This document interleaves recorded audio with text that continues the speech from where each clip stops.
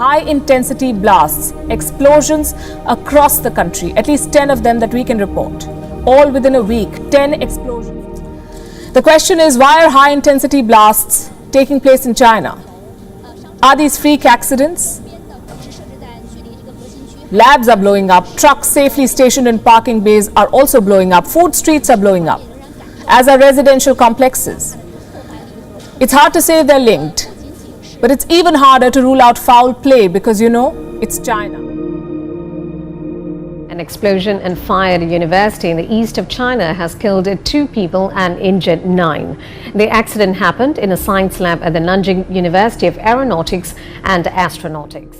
But here's something that you must consider. The blasts preceded the Chinese Communist Party's plenary. The timing is very significant. As we speak, the CCP's Central Committee is meeting in Beijing. A cold front is sweeping many parts of northern China, bringing the winter's first snowstorms from Sunday to Monday. Heavy snow has covered areas including Inner Mongolia, Shandong, Tianjin and Beijing. Snow hitting China, leaving 1 person dead. Thousands were impacted by a blizzard in northeastern China. Check out this video. The early winter snowstorm hitting hard. Roads blocked, rail services suspended, and schools closed. In Inner Mongolia, where over 23 inches of snow fell over 46 hours. That's the longest on record since 1951. Surprise announcement at the UN Climate Summit in Glasgow. The United States and China have struck a deal to work together on tackling climate change. U.S. climate envoy John Kerry praised the agreement as a step in the right direction. Despite China's human rights abuses and military aggression, the White House is more interested in brokering climate deals. How, in the several months of meetings behind the scenes with China, did you bring up some of those very contentious issues, such as the use of forced labor? That's not my lane here. That's my job is to be the climate guy. This is not a discretionary thing, frankly. This is science. It's math and physics that dictate the road that we have to travel. China and the US aren't only the 2 biggest economies on Earth, they're also responsible for the biggest emissions of carbon dioxide and methane gases. The giant of Chinese politics, Xi Jinping. Behind closed doors, Xi is set to lay the groundwork for an unprecedented 3rd term in office that would cement his position as China's most powerful leader in recent history. The fact that China, trying to assert, understandably, a new role in the world as a world leader, not showing up. Come on. Chinese President Xi Jinping did not attend. World leaders flew down to Glasgow. Xi Jinping did not. He was missing both in person and online. He did not even make the effort to join via video link. Why did he not? Well, China has an interesting explanation, and you won't believe what they said. China said, and I'm quoting, the conference organizers did not provide the video link method. So poor Xi Jinping could not join. Isaac, give us a little more context as to why this deal with China came as such a surprise. Relations between the United States and China have been, in a word, terrible over the last 6 months since Biden took office and even before.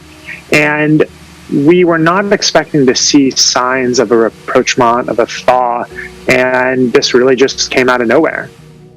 Even if you are singularly focused on climate change like this White House is, shouldn't they shift focus just for the time being to things like, the Chinese Navy, now much larger than the U.S. Navy, things like the human rights abuses?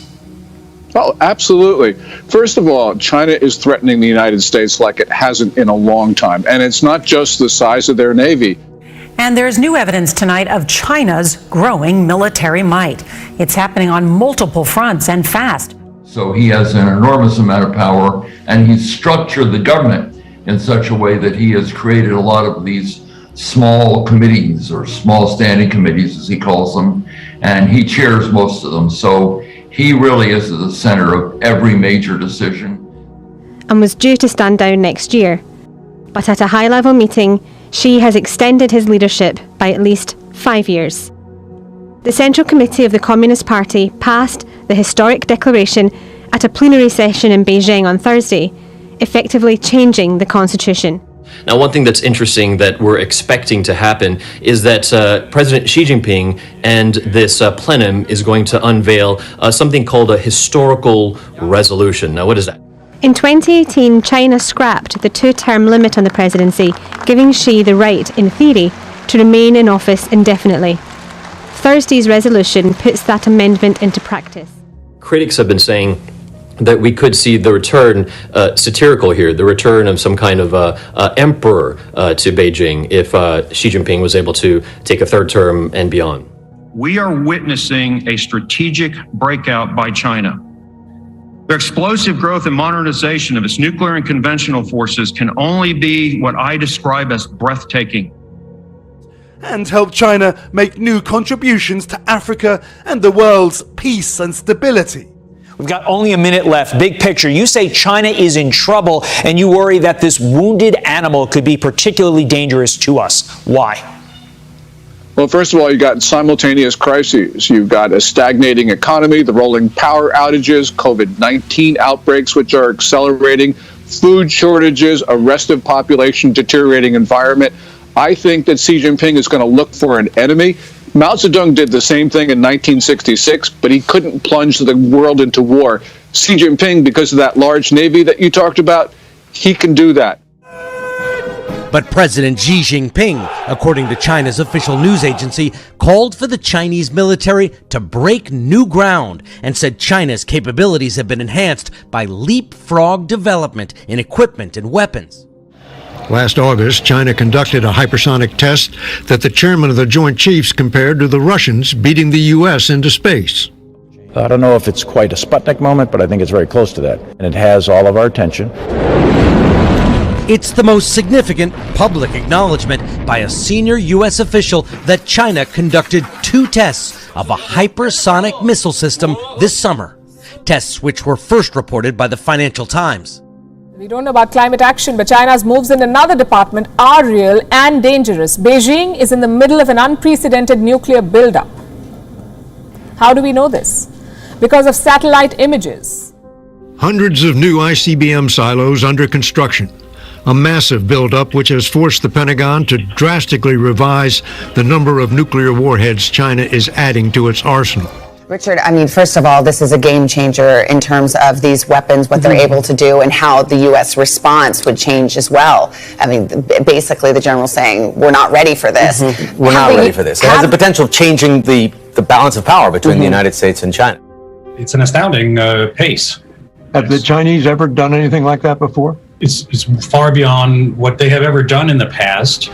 Nuclear warheads could also be loaded on hypersonic missiles, which are harder to detect than ICBMs. China already has the world's largest armed forces, over 2 million strong.